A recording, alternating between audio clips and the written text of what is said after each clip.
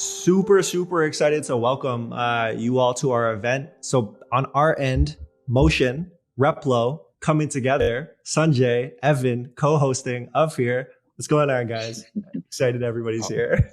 This is going to be incredible. We've been building up for this for a couple weeks now. And honestly, I'm like kind of like just excited just to learn. I feel like Connor's going to give us so much stuff that I want the answers for. So this is almost like a selfish, like a treat that we all get. Damn, pressure's on. That's a big lead in. I'll see what I can do. You guys got to extract it out of me.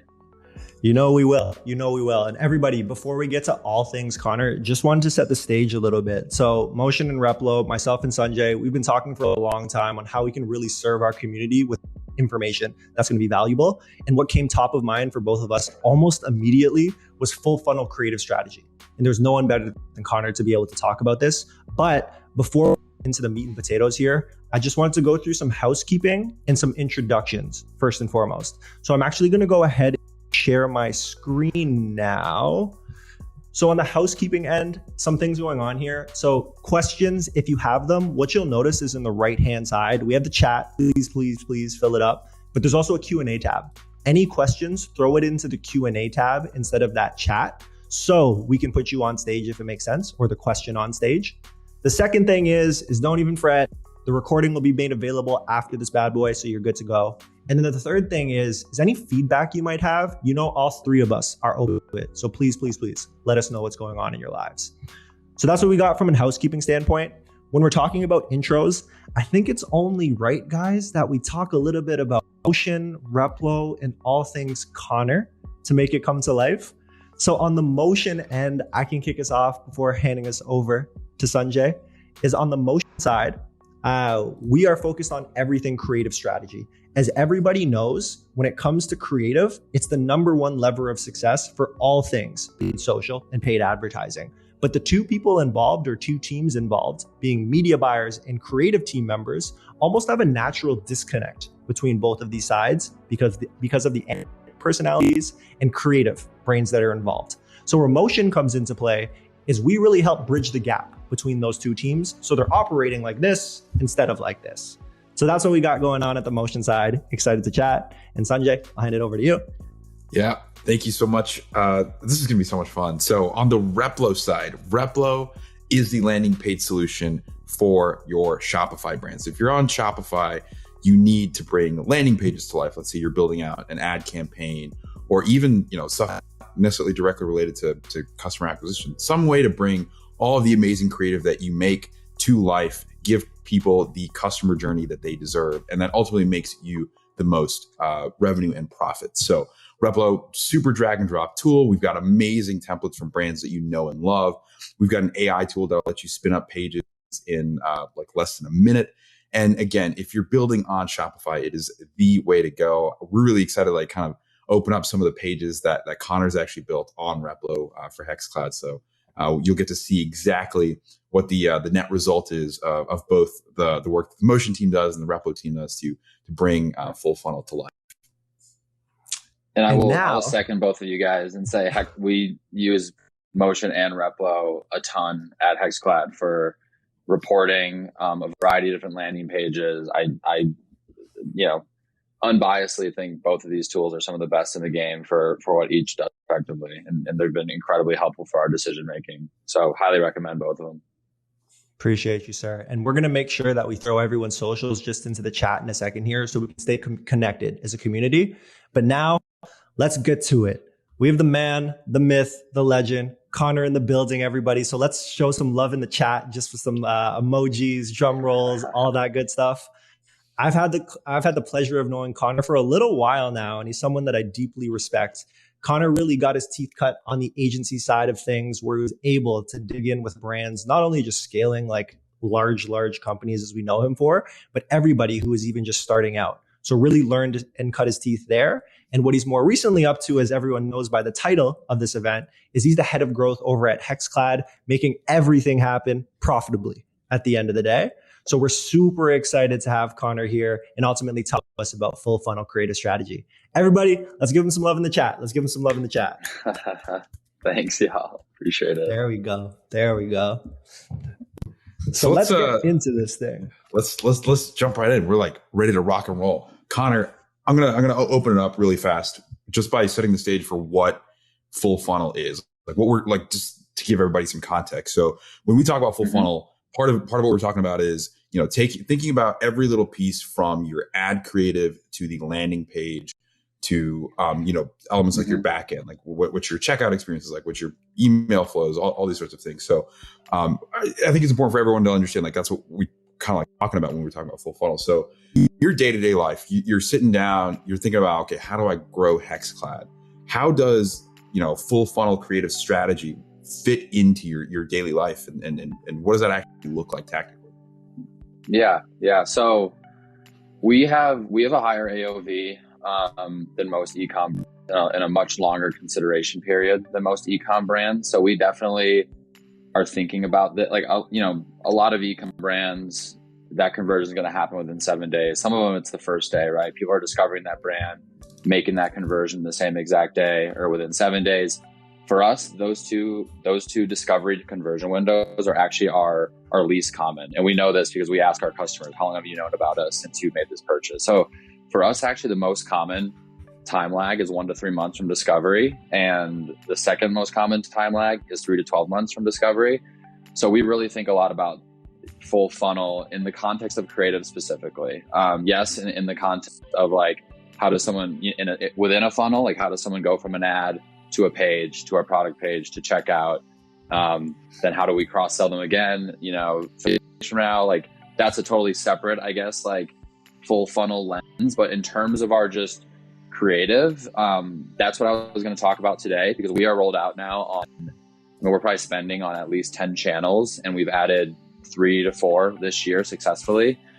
So we really think about like, what is the different creative that we're going to show to people at different stages in the funnel. So it all starts with that first touch point. For us, for the most part, that is YouTube, that is connected TV, that is linear TV, and then it's Facebook and TikTok to an extent, but not as much. I will say that's become much more of a middle of funnel channel for us as we track by percentage of new visits. But the one question we ask ourselves as it pertains to our discovery channels is, if someone sees this ad, are they going to tag HexClad as premium and as like, some of the highest end cookware they can get? Like that is the lens we approach all of our top of funnel creative from. So if you are watching TV and you see a linear ad, or you're streaming Hulu and you get our connected TV ad, or you're watching on YouTube, what you'll notice about all of that creative is it's all very high production value. It's very scripted. We show the product beautifully, like I said, shot on a really nice camera. Like you can see the hexagon pattern looks beautiful. Like any creative you see through those channels, if it's your first time seeing it, again, the goal is for someone to finish seeing that and be like, wow, like that's really nice cookware. And that's the touch point, right? Like the first impression is so important. We're not running like direct response static images on those channels. We're not running really like native iPhone shot UGC in those channels. The creators and the angles are generally very product focused, very feature focused. We'll use Gordon Ramsay, we'll use other well-renowned chefs. But it's all very like studio shot, beautiful, creative. And that's very intentional, right? Again, premium from the jump. Then as people start getting more bottom of funnel, more into our, what I would call like our click conversion channels, being Facebook is our best 1-day click paid social channel. Actually, Twitter has, although the scale is much, much less, has actually been as good as Facebook recently, which is interesting. But this is where we start pulling some more of those direct response levers. So I would like broadly categorize all of our top of funnel creative as like more brand marketing centric. We're not necessarily saying, hey, someone should watch this and then purchase. Whereas in our more bottom middle of funnel channels, that's where we say, hey, what's going to make someone buy right after they saw this ad? So that's where we see the direct response stuff, right? Like the user generated content that's like very native feeling, very specific angles. Like whereas our top of funnel stuff's more general, more like big picture about the brand and the product. This is where we'll start getting like really into specific angles, whether like we're really hammering social proof, or maybe we're really hammering on like a specific problem with maybe like a different cookware surface that we think we have a much better solution for. This is where we're rolling out like very product focused statics with like big, bold hooks and big, bold call to actions. This is where we're rolling out product focused statics with offer overlays. This is where we really go hard when we do run a sale. When we're putting those offers, like we're pushing them mainly in Facebook because we know like those audiences are so beefed up from all the top of funnel stuff we're doing. So this is where it's just very direct response. We want you to click. We want you to buy right after you see this ad. And that's really how we think about like first touch point to last touch point. And all of this is informed by team click data. It's informed by post-purchase survey data, asking people, where'd you first hear about us? Where did you come to today after you bought? And then obviously if we can measure the click data, it's pretty clear to see which channels are driving that last click conversion. And so that's ultimately like when you talk about a full funnel creative approach, that's it right there. Like top of funnel brand marketing, as you get further down funnel, it gets more and more direct response, more and more sales tactics. And that's how we look at full funnel strategy. Connor, love that. Love that. Setting the stage really well for how you think of the full funnel creative strategy. What I want to do next is actually just pull it back a little bit before we start making anything, before they live in ads, before they live on landing pages, wherever it might be. I like to think of the very first step. And that question is about like, who are we actually going after and the personas that we're starting to build out to determine what we serve them, right? So I'm wondering if you can shed light on the audience to have them understand, like, how do you go about building your personas and where do you start? Yeah. This is, I'll probably mention this a few times. Like I'm a huge believer in triangulation data. Like I hate making decisions off of one source. Like I don't like making my decisions only off of Northbeam. I don't like making it only off of post-purchase survey, not only off of like MMM models. I like to have all three of those right in front of me. And then what I call triangulating the data and then making decisions off of that. So really, I think that whole approach is not only unique to attribution or offer testing. I think it's a kind of overall marketing approach that you can bring to ton of different areas of the business and in your growth marketing strategies. And one of those is persona building. So I like to start in Google Analytics. I think the demographic breakdowns are super helpful, especially if you have historic data. Obviously, if you're a brand new brand, you need to do some guessing here until you get that data. But like understanding how old your customers are, the split in demos by percentage of top line revenue, what's the split in gender by percentage of top line revenue? That's my first place I always start because that has tons of implications into like some of the verbiage you're going to use with them, the channels that you're going to go after people on. And it's also nice to know like, hey, our core demo is 35 to 55, but we're not doing too bad in the 18 to 24. Now, then the question you have to ask is like, should we double down on our core demo or should we start chipping away at some stuff for this younger demo where we're not doing bad, but it's a smaller percentage? But like that right there, I think that takes you so far. I think understanding that is the first place I like to start. I love surveys. If you go buy from HexClad, you'll notice that a lot of our survey is attribution focused. Like, hey, where'd you first hear about us? Where'd you last hear about us? But then a lot of it's also like use case. We're asking people, who'd you buy this for? Is it for yourself? Or did you buy it as a gift for a friend? Is it for yourself and your family members? That has tons of implications to angles that you're going to use in your creatives. I also really like, I like asking people where they found out about us, not only from an attribution standpoint, but that, you know, there's some people that'll make the argument that post-purchase survey data on that question is not reliable. I'm a believer that that's why I like to triangulate data. I don't only use that as one of the many layers, but that also tells you, even if it is wrong, that tells you where they think they heard about you, which ultimately speaks to the channels that they spend time on, which ultimately speaks to the channels that you're optimizing your creative for. So like, if I know that 70% of people are saying they found me from Facebook, then I should probably be creative that really works well on Facebook ads. So I think that has a lot of implications. Also one-off surveys. Like, I don't think people do this enough. I know we certainly aren't doing it enough, but we are in stages of building these out and starting to ideate.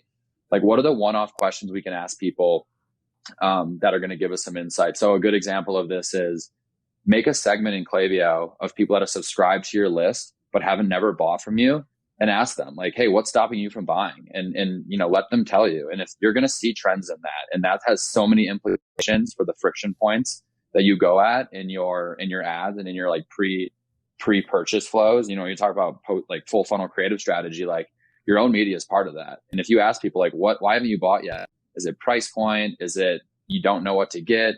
Like that's going to have tons of weight in informing the friction points you knock down to get that purchase in ads.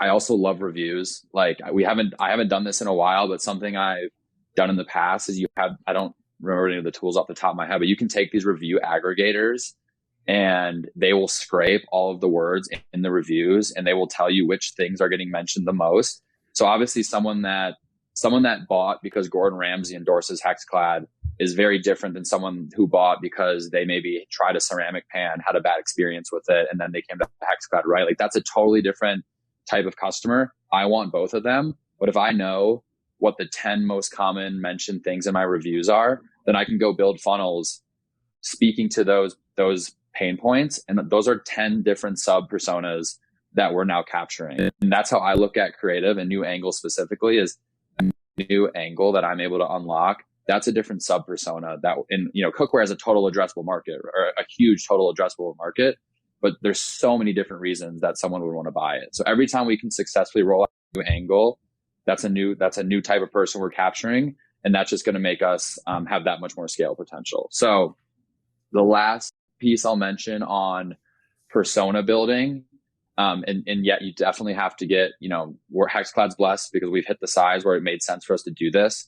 But we were able to hire a third party, and that third party ingested all of our Shopify data. They then overlay it on third party data, like, think Nielsen type stuff here.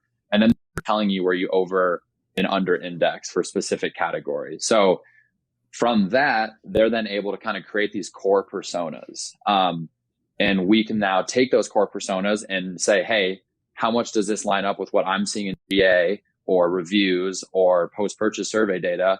And it did align very well. So I trust it a lot. And then they're creating these like big picture core personas that then we can use to craft angles and offers. So for example, our two biggest core personas that we've identified are the cooking enthused and the like luxury tech enthused. So the cooking enthused, those are the folks that they truly care about the outcomes of food they're making. They're not professional chefs. They're not like professional cooks, but they care about cooking. They enjoy it. And ultimately they want to eat good food. And they believe that high quality cookware is going to help them do that. So these are the people that we're very outcome focused on, right? Like lots of visuals, showing food searing, showing food look amazing, very, very showy, right? And less telling, right? Like these are the people where a review may be important for them, but only if it's showing like a really amazing meal as the outcome of this cookware. On the other side of that, we have more of the tech luxury enthused. I think of these people as the folks who are buying the new AirPods, the new MacBook, not because they want any functionality from that new generation of AirPods or MacBook.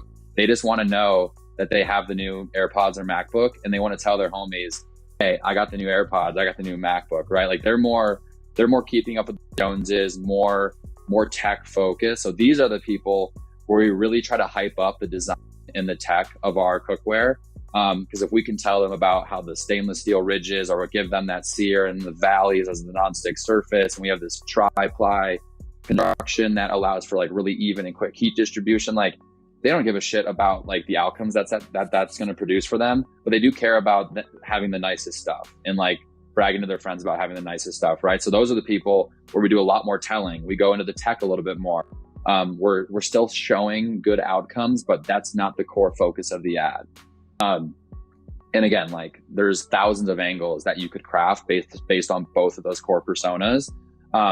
If you don't do that work up front, then you're just guessing. And at the end of the day, I'm a huge believer of like understand, even if it's somewhat of a guess, like if you're a launch brand, you should have those like guest personas built out so you can message to them. Else you're just crafting ad angles at random, which, if you have a good product and a cool brand, I'm not saying you can't find success that way. I just think it's a little bit of a messier way to go about it. So like now that we have all these kind of like pillars in place for our corporate persona, it's super easy for us to decide, hey, what's the next like sub persona that we want to go after? and where do they fit? Do they fit more in the cooking enthused? Do they fit more in the luxury tech enthused? Because like I said, there's an unlimited amount of angles we can go after.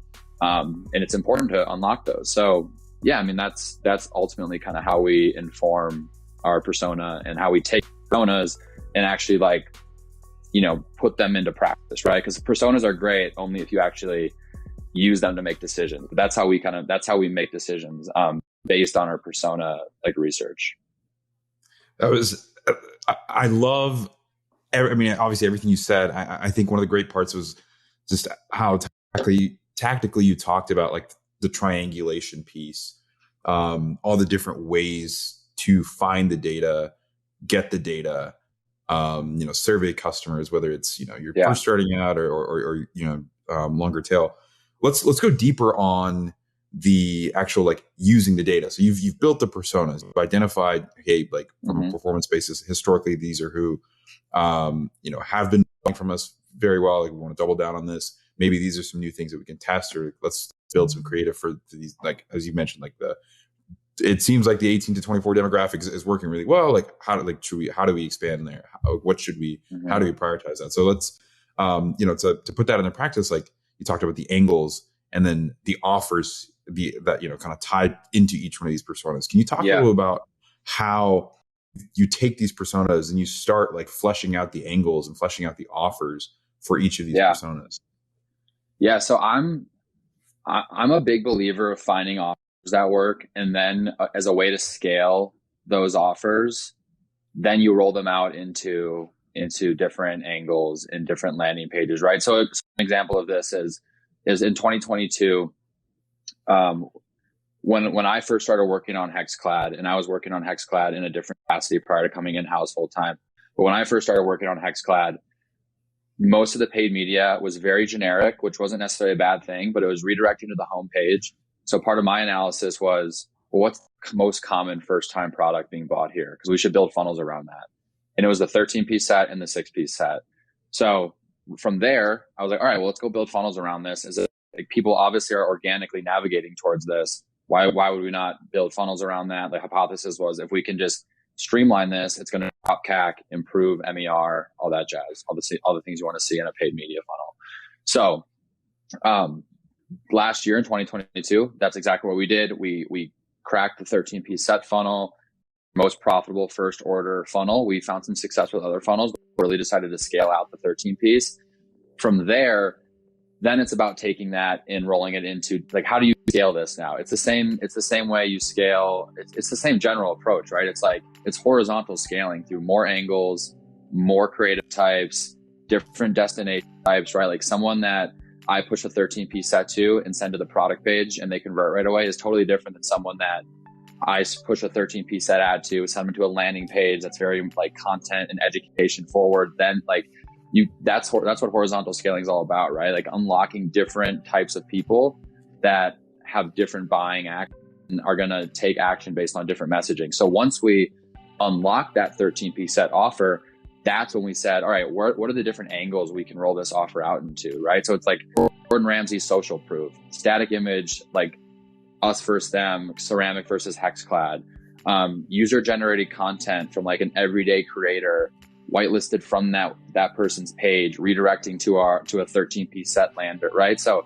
that's where we got the scale. So we cracked the offer, then we scaled it out using our persona research, and that's how we inform like, and granted, like certain offers are going to work better for certain personas versus others, right? And we find that with the 13-piece set, that's actually something we're focused on more in the back end of this year, is kind of trying to crack some of those lower order value offers, because we want that person that's going to spend the money on the 13-piece set up front. I also want the person that's only willing to spend, you know, 200 or 250 or 300 up front. So we're going to kind of reignite this process here now that we're more in an evergreen period. But in terms of understanding your offers, I think this is so critical.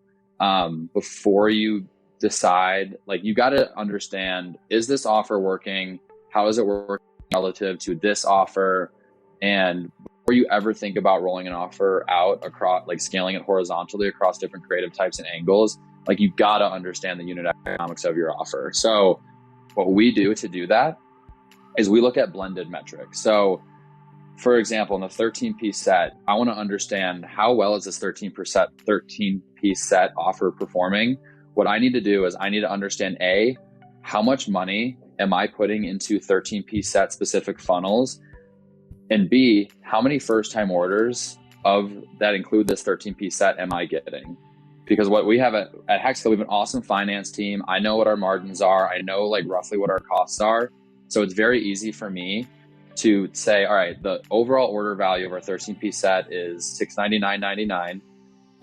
I know the cost of that. So now I can get into a margin pre-CAC. And now by analysis I just mentioned, just taking the total amount of spend divided into the 13-piece set funnel divided by the number of first-time orders on the 13-piece set.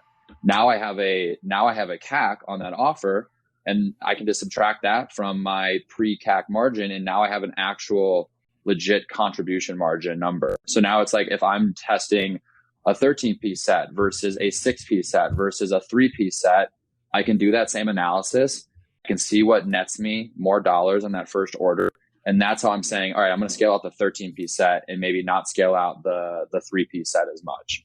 And I would always recommend taking that approach. Like this is also the approach we take we've tested some non-hero, like traditionally non-hero acquisition offers in our acquisition funnels this year, like the pepper grinder, for example.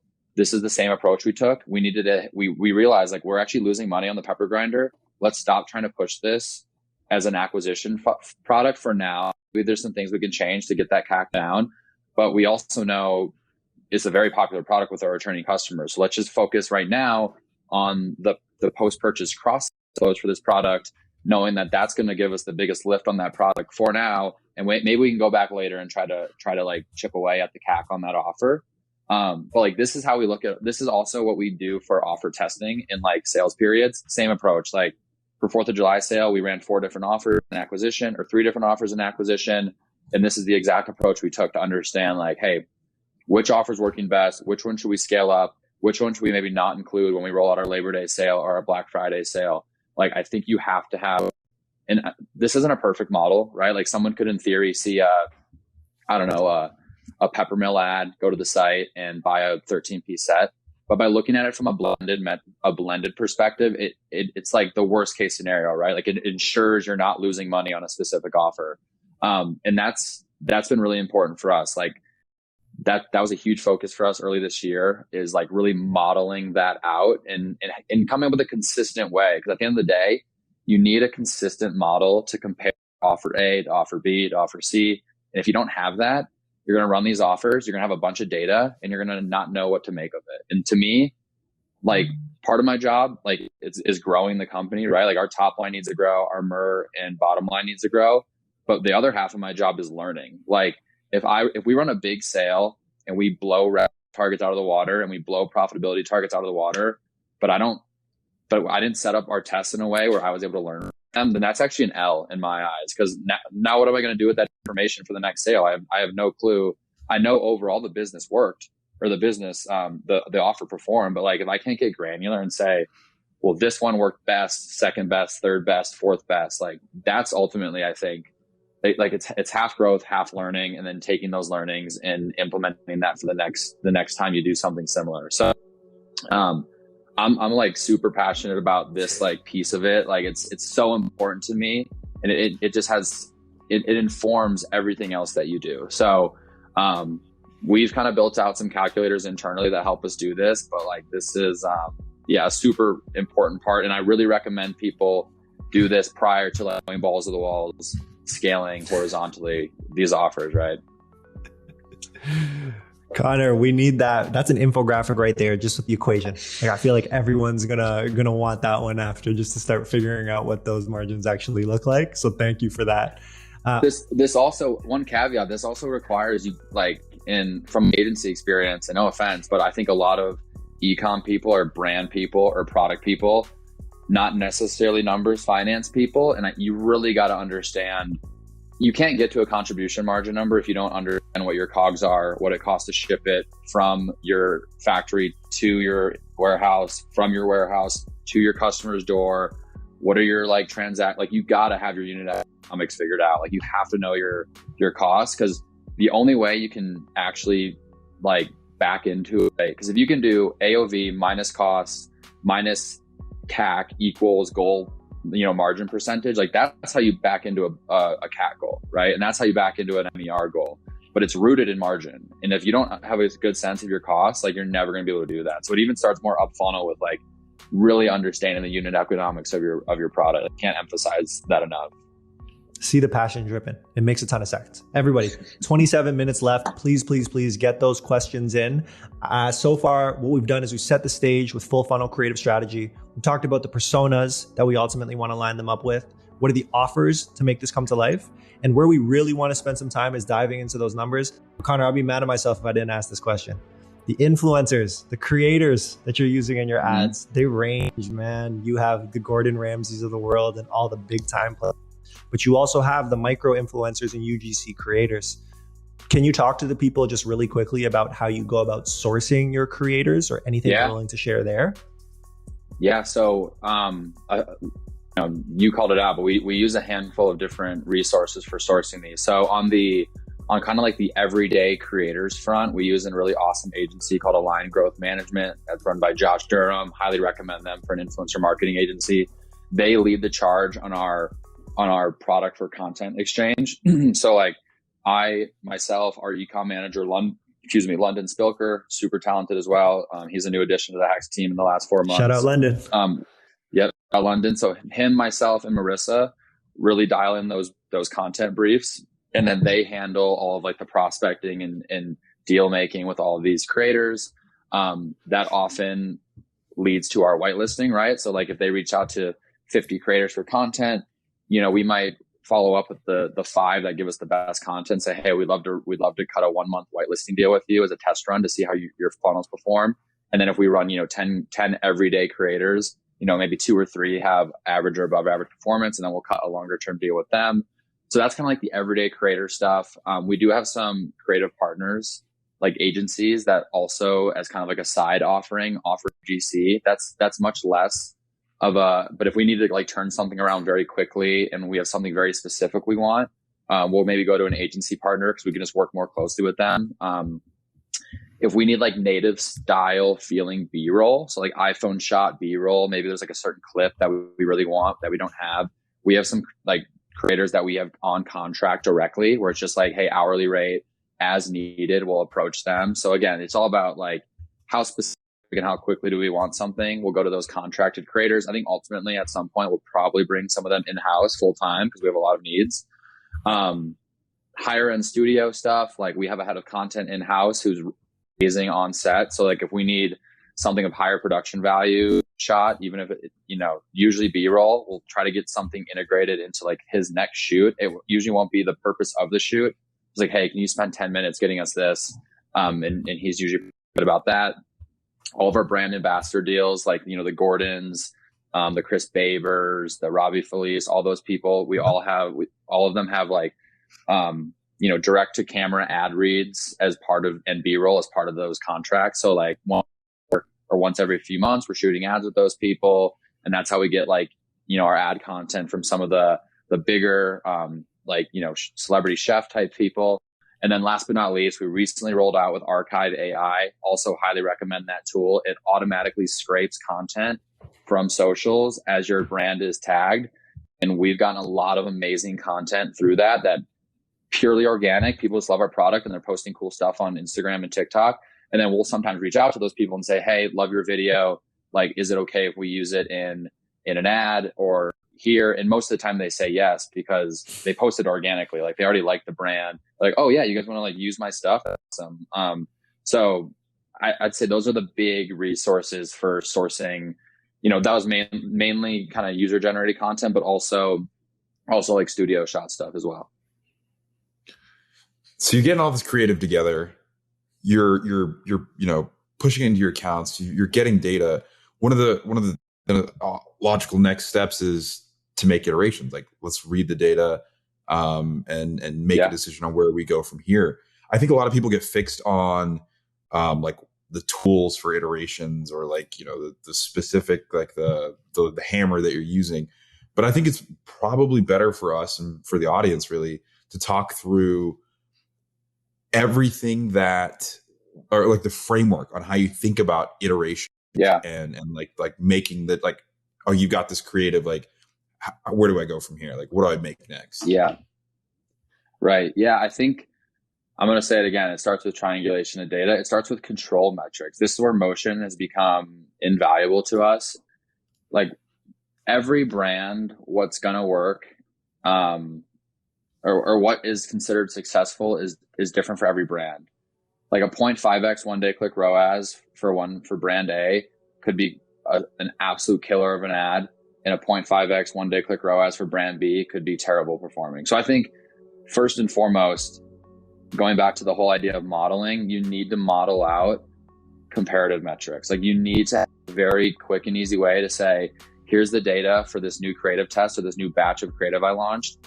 It's winning or losing because here's how we're comparing it. So for us, so the metrics we really care about when it comes to paid media creative are ROAS and CAC, mainly 1-day click, but we'll also look at longer click windows, as well as some view windows, since we do have a longer consideration period. And then the soft metrics are thumb stop ratio. And these are the ones that really inform like iterations, like what should change is thumb stop ratio, hold rate, outbound click-through rate. Those are like the 5 metrics we really look at. And then how we approach control metrics, we are always comparing to a variety of control metrics. So one of those metrics is our platform multiplier. So Evan, I actually have this pulled up. I don't know if you want me to, I can share my screen if you want. Yes, sir, let's do it. Yep. All right. So this platform multiplier, this is something I kind of manually built prior to joining HexClad, and now we work with Northbeam on attribution, and our rep Andrew built this for us. He's an absolute beast with data. But what this is telling me is this is saying, based on my blended business goal, it could be MER, it could be CAC, whatever it is, what do I need to be at in platform to hit those goals? Because I'm a big believer in creating relationships between your blended goals and your in-platform targets, right? Like, so that's what this whole tool is for. We've ingested all of our historical data. I can go and say, hey, back at this many days and use that much historical data. So for this poll, for example, I'm looking back 114 days from the last time this sheet was updated. So because I'm going to look year to date. So what this is telling me right now is this is saying, hey, if my goal MER is 5x, based on all of the platform and blended data year to date, where do I need to be in all of our paid media channels to back into this goal? So this is control metric number 1. So I know based on historical data, if I'm at a 1.1x 30-day click ROAS, and we also use Northbeam's conversion lag tool to back into a 1-day click based on the same data, I know I roughly should be at my 5x goal. And I need to be at a 0.97 in TikTok. Google ads, all up needs to be an 8.37, but non-branded should be at 7.47. YouTube should be at like all channels. So like this is control metric number 1. And then the other control metrics we look at are like account-wide aggregates. So we look at account-wide evergreen. We look at creative testing evergreen. And then the one that we're building out right now is category specific. And this is what we're using both naming conventions and the motion tags for, is every time we have a new creative that we launch. So we'll pull up the new creative, and then we've created these control metrics in motion. So we'll have like the new creative is one set of bars, and then we'll have like 3 or 4 control metrics to compare to. So the last control metric that we do is category specific. So what's the aggregate of all of our evergreen UGC? What's the aggregate of all of our high studio shot Gordon Ramsay stuff? What's the aggregate of all of our product focused statics? And the reason we do this is obviously all these ads influence one another, but it's not fair. It's not fair to compare the performance of a product focused static image with an offer on it, which is going to be very more bottom of funnel, very more conversion oriented than a studio shot video of Gordon. Like those should have different benchmarks because they're completely different ads. So again, we talk about triangulating. Now we essentially have like 4 control metrics to compare our creative tests to. So from there, that's how we inform iteration. And Sanjay, you mentioned like people overcomplicating the process here. There's nothing more like literally all it is for our iterative ideas is myself, our e-commerce manager, and our buyer sitting in a room, looking at the data, comparing that data to our control metrics and saying, hey, like this ad had a really good 1-day click performance, but the thumb stop ratio was crappy on it. I bet we could improve 1-day click if we added, one of these opening hooks that had a really good thumb stop ratio, or vice versa, right? Like, wow, the thumb stop was like better than all 4 control comparisons we have here, but the 1-day click wasn't great. Like, is there a way we could manipulate this intro of this video to make sense for one of the core bodies of video that has historically performed well for us? And it's that simple. It's literally just like 3 people sitting in a room talking through the data, and then making decisions off of that. And once those decisions are made, we write a brief, we put that into our content request board on Monday, and then and then that's like the process we have. And it's like every few weeks we are data of new tests and just coming up, that's just one example. There's other, like, and again, this is why we use thumb stop, hold rate, and outbound click-through rate. It's like, how do we improve outbound click-through rate? Well, maybe we need a stronger offer, or like maybe we need to like appeal to more information that they can only get by clicking through. How do we appeal to hold rate? Like maybe the creative is just not interesting enough, or it doesn't have enough entertainment value. Like, how can we add some more entertainment value into it? Like, we've talked a lot recently about inputting Easter eggs into our ads, like just as pure engagement bait. Like, how Woody from what was that ESPN show, Pardon My Take? How he used to always have those whiteboarded quotes that were always like just way out there stuff.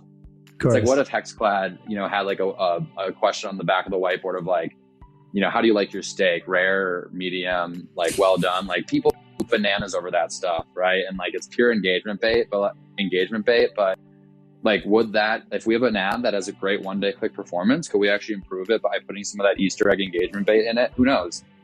So those are the types of conversations we're having. But to your point, Sanjay, it's like, it's really just having a few people in the room looking at the data and making decisions based on the data. It's nothing more complicated than that.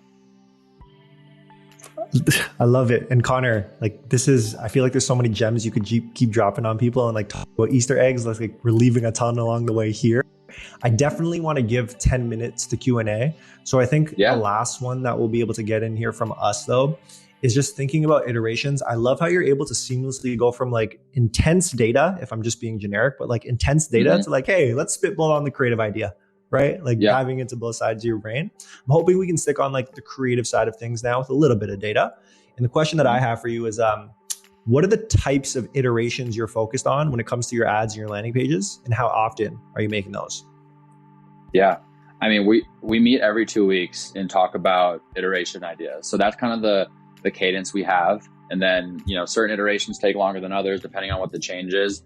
But the way that I look at iterations, there's kind of big swing iterations and there are minute iterations. And I'm a big fan of big swings. Like, you're not going to take an ad. Like, why take an ad that's 30% below your CAC goal and like do a 1-by-1 iteration on it? Like, it's just going to take too long. You're probably not going to get there. You launch a concept and it's way off. Like, try something totally different. So I kind of I use the verbiage big swings and I use the verbiage minute iteration. So what's a big swing iteration? So one of the ads that really has carried our ad account is this Gordon Ramsay ad. It opens up like, these are the Rolls Royce of pans, and then it's Gordon going into all the features and outcomes that those features allow for, showing them visually as he's talking them through. However, that ad was shot in like 2021. It was a little outdated. The branding was a little bit off. So I'm like, well, hey, we just shot these like recipe videos with Gordon. I was looking through them and I thought there was enough kind of direct response-y, more product focused stuff in it to make an ad out of it. So I wrote up a brief for our editor and like very specific, like what I wanted him to cut together. Like, that's a net new video, but it's informed by the high performance of that initial video, right? So like, it wasn't a simple A/B split. We didn't only change one variable. We cut a entirely new video together with entirely new footage. But I knew I had a reason for doing it. Like, so that's like what I would consider like a big swing iteration. And that ad's been really high performing for us. Another example of this is we are the featured product because of our relationship with Gordon. We are the featured products on Hell's Kitchen and Next Level Chef. In 2022, we did these funnels kind of all about aligning us with the brand or with the show. So it was like HexClad times Next Level Chef, or HexClad times Hell's Kitchen. We built a landing page, like really hitting on this angle with the copy and the creative. We even built out some bundles called like the Hell's Kitchen bundle. And that crushed for us. So now this year we're like, hey, we're also on Next Level Chef. Like, why don't we do the same thing here? And same idea as the Gordon video. We knew that the previous TV show, like alignment funnel worked. The content was different in this funnel, and like all the information was totally different, but it was still an iteration of something that we found to work previously, right? And it again, same thing, performed very well for us, has become one of our best performing landing pages in all funnels year to date so far. Those are like big swing iterations, and like those are just as important as minute iterations. Like the big swings are really where you really make big leaps and bounds.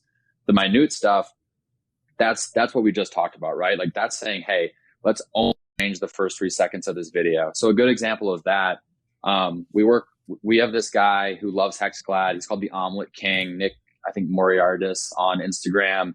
But his big thing on Instagram is he'll put like 12 eggs in a big ass skillet and like flip them and catch them without them all spilling out. It's hilarious. But anyways, we can use his content in some of our asks. We have a really good relationship.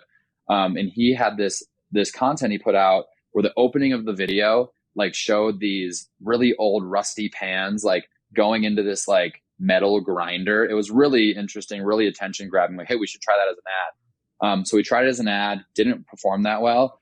Thumb stop was like 40-50%, which was way higher than all the controlled we were comparing it to. So that's an example where we said, hey, let's just take this first 4 seconds of these like old crappy pans getting crushed up. Let's add a text over there. It's like, is it time to get rid of your old pans ? And then we did like 4 or 5 iterations of that transitioning into a video that has gotten us one day click ROAS and CAC performance before. So that's that like minute iteration where it was like a single variable we changed. Those are actually launching this week, so I can follow up with you, Evan, on how they do. Go. But that's like, yeah, like that's kind of the way we approach both big swings and minute iterations. And it's not perfect. It's not every 2 weeks. We have like this amount of batches coming out, but like every 2 weeks or so, we are meeting, talking about these things, getting the briefs out there, deciding what makes sense to do and what makes sense to do both a big swing on and a small swing on. And that's it. It's like, those are the kind of the frameworks we look at it from. Incredible. There's so many projects that I get to see, get to talk to, that I know I'm going to be like, all right, y'all, we just had this crazy conversation. We got to like implement everything that Connor said today. Connor, thank you so much for just sharing all this value. And I know that we're going to have to do this again because we've got so much more that we want to talk about. We want to make sure that the audience's questions get answered today. So we're going to transition into some Q&A, and I'll kick it off with the highest voted question that we've got from David, which is, are you giving, so going back to personas, are you giving those personas their own campaigns? So it's an ad structure question. Are you giving those personas their own campaigns, or is everything grouped to CBOs and you let them battle out for spend? Yeah, that's a good question. Again, this is all modeling. This is all structure. This is like technical structure, and it matters. Like it really does. So the way we creative test is we have a single creative testing ABO. It's not an ASC plus campaign because we want to ultimately test creatives on as much top of funnel as possible.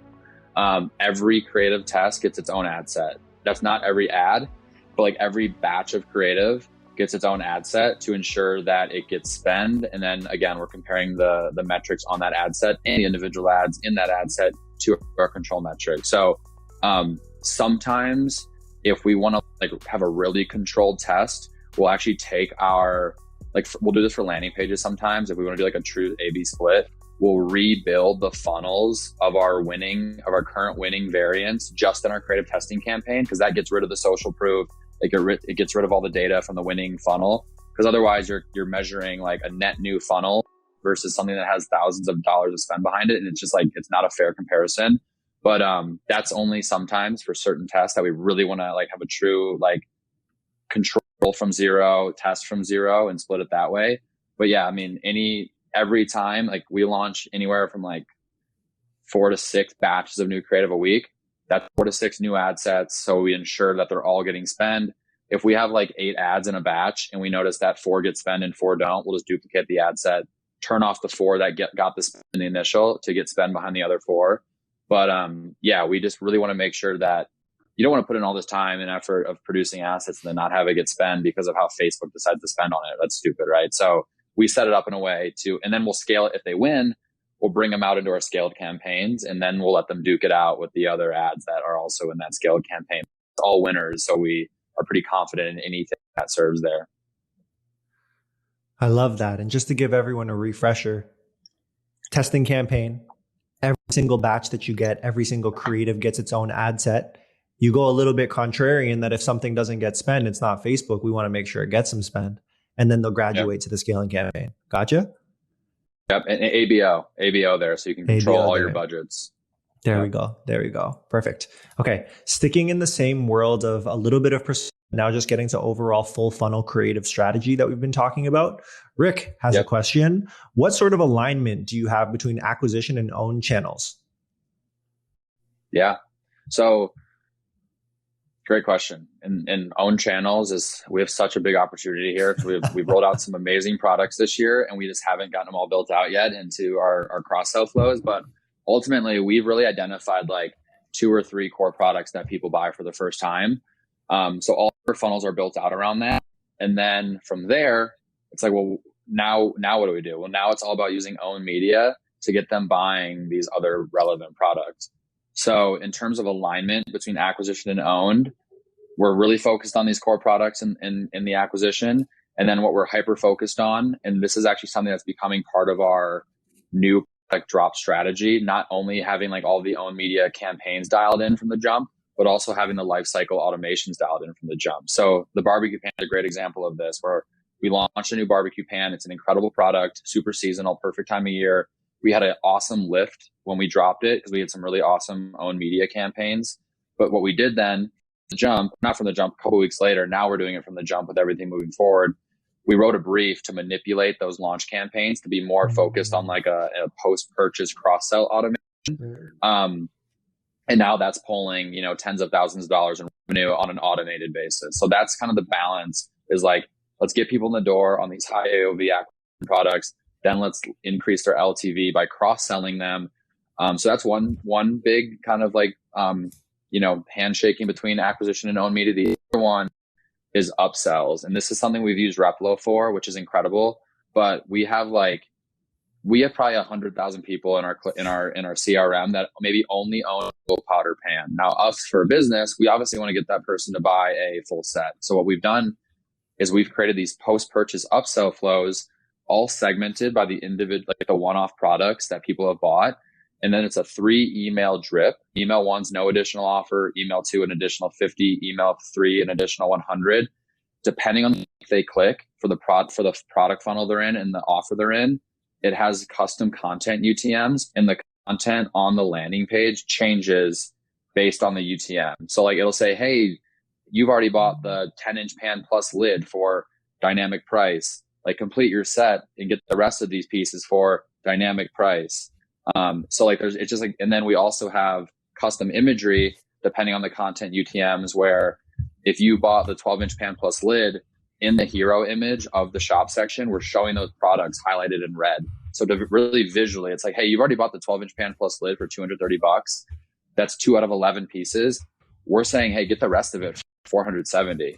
We're giving the other, like that's a huge like perceived value from that person. And then like the visual of showing those 2 products, redded out with all the other 11 products not redded out. That's how we go about saying, hey, we maybe try to get you to buy the 13-piece set, but you bought a 12-inch pan alone. How do we get this person up to a 13 or 6-piece set? So the next variation of that is on Friday. We're actually launching all of the other variants of the one-off products that we could upsell someone into a 13-piece set with. And then we're going to split test upselling them into a 13-piece versus a 6-piece set. I don't know if we have time. I have the page pulled up if we want to see it, but otherwise throw it up there. Let's take a peek. Let's see what let's take a look at it. One of the things that I'll call out is like, I look at probably thousands, it's not an exaggeration, thousands of pages every month. And what Connor is doing here is not something I've seen anyone else do. Like, this is such a smart thing. It's so cool to see this come to life. Yeah, no, this has definitely been one of my favorite pages to make or work on, because it's so cross-functional. But essentially, this is the page. So now that you felt the power of a 12-inch hybrid pan, This is just it generically defaults to the 12-inch hybrid pan, but this is where if I put in like different content UTMs, it'll change this. So complete your set for 300 off. Again, we're highlighting the product they already have, and then we're saying, hey, there's 12 other pieces that you haven't got yet. You've already paid 200 for a 12-inch pan. Complete your set for just $499.99. Like that's huge value. If you just do a little back of the napkin math there on like the price per piece that we're upselling them to, super high perceived value. Then they go down and do a look inside the set, followed by a video that goes to the use cases of the different pieces in the 13-piece set. But it's the same landing page for all of the variants. It's just the content UTMs that manipulate this. It'll manipulate, like if you get into email 3 where it's the additional 100 off, this will now say 400 off. And then down here, it'll have this price struck through and it'll have $399.99. This is going to be a huge part of our upsell strategy in years to come. I mean, I think we'll be able to get, thousands of orders on this complete your set SKU, which is a totally different SKU way in our Shopify backend. This is huge. Like this is one of the things Jason, our president, from day one was like, I need you to figure out how to get everyone that's only bought a single pan into a set. I'm like, all right, like took us a while because there's a lot of moving pieces and it's a fairly technical funnel, but like this is gonna be huge for us. And again, this is all automated now. Like we put in a lot of work up front to build it, but now people are gonna automatically get funneled into this based on some segmentation criteria we've set. And yeah, shout out Replo because this page has been awesome to build and it's super easy to change using Replo. Incredible. I didn't even know you could do that. Genuinely, I had no idea that was possible. It's just absolutely amazing. I didn't either. We have an awesome dev in house, and I will say having a dev in house is kind of crazy what it unlocks in terms of what you can build from a funnel perspective. It's been a lot of working very closely with them. Amazing. Guys, it's been a pleasure to share this stage with both of you. Community, you are all absolutely wonderful. Everybody, have a really great day, and we're going to talk to you all really, really soon, okay? Thank you. See y'all. Thanks. Thank you all.